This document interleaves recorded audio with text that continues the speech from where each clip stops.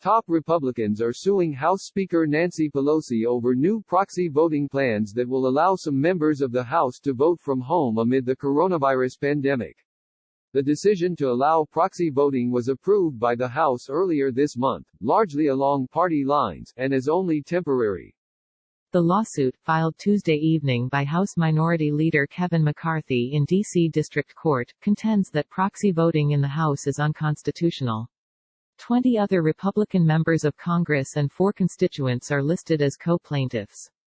In the 231-year existence of the United States Congress, neither the House of Representatives nor the Senate has ever permitted a member to vote by proxy from the floor of the chamber, the lawsuit reads.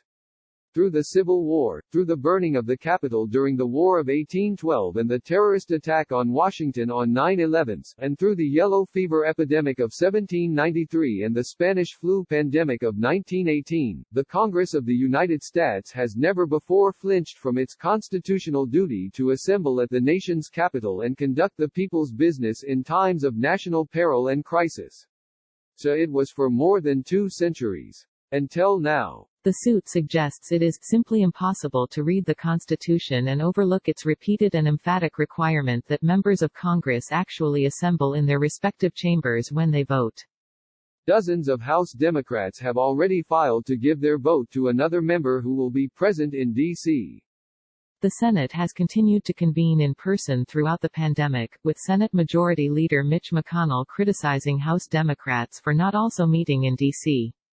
Pelosi declared the suit a stunt that is obstructing important work.